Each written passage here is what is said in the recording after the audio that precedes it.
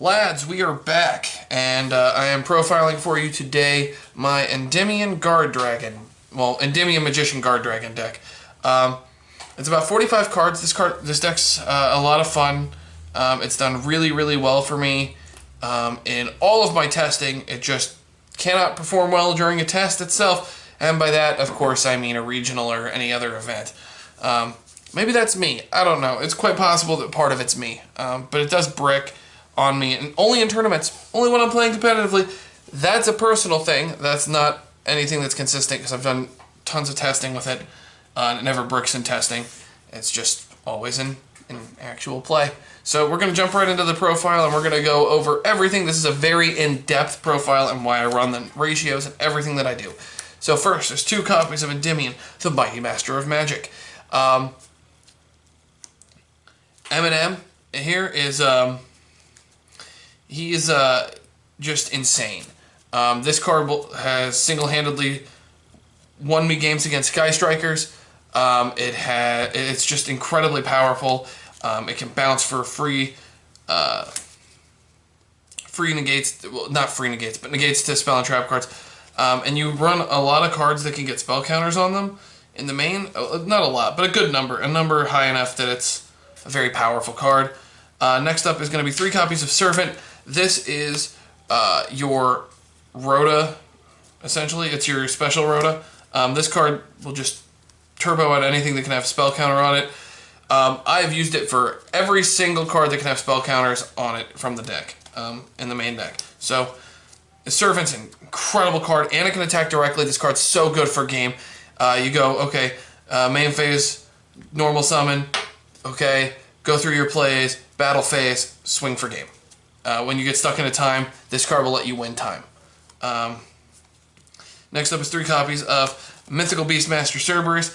Master Cerberus is basically your Electromite Turbo, but it also helps you get to Mythical Beast Jackal King. Jackal King is so important for the simple fact that it is a monster negate, and you want to get this on field as often and as early as possible, and seeing it is a great thing. So you want to turbo it out as quickly as possible. Then to continue with your Electromite Turbo cards, 3 Chronograph Sorcerers. That turbos out your 1 Time Gazer Magician. This actually also comes up clutch if you don't run into your draw spell, which could change in the near future. I don't know if it's going to change or not, but Chronograph Sorcerer is super strong in that respect that, you know, if they pop something with Twin Twisters, you just special summon it, and now you've got a bigger board that they've got to deal with. And it's just a really powerful card for that. Time Gazer Magician is the start of your Magician engine. 2 copies of Harmonizing Magician, easily searchable. You've got 3 ways to search it in the main deck, plus Electromite. So there's a lot of ways to get it out of your deck if it went, for your standard combo. 2 copies of Black Fang Magician. You want to have a lot of level 4s to search out with it, but you also want to have high scales. Black Fang Magician kind of compensates for both. In the event that you don't have a low scale, which doesn't happen a lot, but it does come up. 1 Purple Poison, it's also spot removal, incredibly powerful. And 1 Dragon Caller Magician, this allows for your Guardragon plays if you don't have a way to 3 copies of Destrudo. Yes, Destrudo. Or Darkworm, not Destrudo. Darkworm, sorry, bad at this game. Darkworm searches out stuff, so it helps with deck thinning. It's a free special summon. It gives you lots of green cards, because green cards are the best cards in this deck. And then next up is 2 copies of Amorphage Sloth. So some people ask me why I'm playing 2. I like 2 for a very simple and very selfish reason, and that very simple and selfish reason is that if you do find a way to open one of these, 1, you want to have a way to summon it from deck. Okay, that's important. 2, this guy in scale is mistake, as long as you have this on field. And your standard combo can end with that. Your standard combo typically ends with 4 negates, or 4 interruptions. And those 4 interruptions also include getting this out on board. If you have this in scale and that on board, they can't search. So it's a good way to just say, nah, no, not today. Then 1 copy of Destrudo. Destrudo is imperative to the combo. 1 copy of Supreme King Gate 0. And 1 copy of Abyss Actor Curtain Raiser. There's a couple of cards in the deck that I may change in the near future. This guy never came up. I never got to use him. It literally never mattered. It's just a free green card, and it may be changed in the future, or other things may be changed in the future. I don't know yet. Next up is 3 copies of Spell Power Mastery. Mastery is an awesome card. It's essentially 2 spell counters. If you open this in Servant, you're probably winning that game. Probably. Because that guarantees Servant having 3 counters on it, so it's incredibly strong. 2 copies of Pendulum Call, 1 copy of Duelist Alliance. Duelist Alliance is incredibly important for a card in the side deck. It just makes it so you're running 2 copies of that card without actually having to run 2 copies of that card. And if you open this and this, then it gives you another way to search, or something to search. Or can thin your deck so you can have 2 Pendulum Calls and you pitch Pendulum Call with Pendulum Call. Next up is 2 copies of Dragon Shrine, 1 copy of Foolish Burial. Again, more free green cards. Green cards are power cards in this deck. It's pretty insane how powerful the green cards are. Next up is 3 copies of Called by the Grave. Called by the Grave is Called by the Grave. It does what it's supposed to do. Incredibly strong card. May get changed in the future, don't know yet, but I really liked Called by the Grave. Every time I played it, people were just completely caught off guard. So like, it's Pendulum. Nobody runs Called by the Grave and Pendulum. Can't say that anymore. I do. And I like Called by the Grave because it's a free green card, so if they try to stop Servant, well then I can hit. I've made them waste their Ash, and now they're playing from a disadvantageous position. Next is 3 copies of Into the Void. Into the Void is free draw. The only thing that might change is I don't know this yet. I may end up running Magical Abductor, and if I run Magical Abductor, this card is even better because it gives me more things to search. And I may keep Chronograph, I may not. I may keep a Best Actor Curtain Raiser, I may not. It just kind of depends.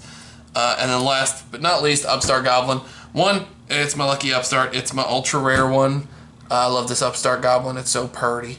But on top of that, it's just a free green card, and you want green cards. Green cards are power cards. I wanted to make sure that, let's say this is 44 card deck. Well, these 4 green cards right here make it a 40 card deck.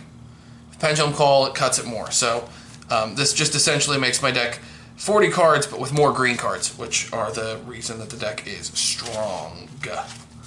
Next up, Extra Deck. Let's jump right into it. Heavy Littlethos Electromite. If I could run 2, I'd run 2. If I could run 3, I'd run 3. Phoenix. This is the only Nightmare I run, and it's strictly for back row hate. It's just a pop back row. Incredibly strong card. Zephyr Metaltron. Metaltron is, in case you don't have your Dark Worm, it gives you a way to say, okay, I need to go here, Pendulum summon a whole bunch of cards, like summon Dark Worm here, something here, something here, make something here, something here, make LP, link these 3 away, make your triple burst, and then you go into your play. 1 LP, 1 Argapane. LP to summon something from the deck, typically Destrudo, but it also has the flexibility like, oh, I have Destrudo in hand, you know, I'm gonna pull another Dark Worm out if I have Destrudo. And then Argapane is to make either Odd Eyes Vortex Dragon or Borreload Dragon. Depends on what I need. If I haven't Pendulum summoned, sometimes I'll make Borreload Dragon just to confuse my opponent. Just kind of depends on what you need. Hieratic Seal of Heavenly Spheres is a fantastic card. It's so powerful. And it's part of the main combo. Triple Burst Dragon, I alluded to it already. Incredibly powerful. Borreload, Boral Sword. Borreload for certain combos, sequences, depending on what your hand composition is. Boral Sword, going second, going for game. Odd Eyes Vortex Dragon. Vortex is a free negate of anything, and it just allows you to abuse things. It's great. Super Poly Target Starving Venom Fusion Dragon. The deck has a hard time getting through Colossus, so you want to make sure you have a way to get through Colossus. This is how you get through Colossus. F8 on Dragster. Additional negate. So if you don't open Perfect, or you can't get to Harmonizing Magician because you needed other things for your combo, you make this. Cyber's Quantum Dragon. This card comes in clutch. It's so good. If you have a Link monster, your opponent can't target anything but it for battle, can bounce things. It's just rude. Warlord Savage Dragon, this card's insane. And Abyss Dweller. Dweller is for Salamangreat and other things. Next up is the side deck. Side deck is pretty standard. 2 Gamma Seal for Sky Striker, 2 Winged Dragon of Raw Sphere Mode for Thunder Dragons, 2 Denko Sekka for Salamangreat, and for the other one, Salamangreat and Striker. 1 Mythical Beast Garuda for Salamangreat, and it's just another target. 1 copy of Pendulum Paradox. This is against decks that force the grind game. Thunder Dragon, this is a good card to side in because it gives you additional scales, and it lets you reload your hand. It's good in matchups where you're running through your resources. Super Poly. Super Poly is good in like against a lot of things, but it's specifically in this deck for Thunder Dragon. But you can change that if you so desire. 3 copies of Twin Twisters. This is just for back row hate. This deck does not like back row, and that's a good way to deal with it. And then last but not least, 2 copies of Royal Decree. Royal Decree is strictly in here for trap-based decks, because trap-based decks can give a lot of issues, and it's really strong to stop or to bait out other cards. But it's really good at stopping like Roar, Rage, things like that. And it helps against like Imperial Order or Anti-Spell Fragrance. This just says, that's fine. Doesn't do anything. So instead of negating it, it's forcing them to use back row hate to then put themselves in a disadvantageous position. It's just a really powerful card for that. But that, lads, is my Endymion Magician Guardragon deck. I am going to continue updating, working on, and building this deck. It may be my deck for the foreseeable future. I may stick with Pendulums. If I don't, not a shocker. But I'm really enjoying this deck right now. So I hope you guys enjoyed. Leave a like if you enjoyed the video. Comment, let me know what you guys would change about it. I'm still working on the deck. It's not perfect yet. And then subscribe for more content, and we'll be seeing you guys next time.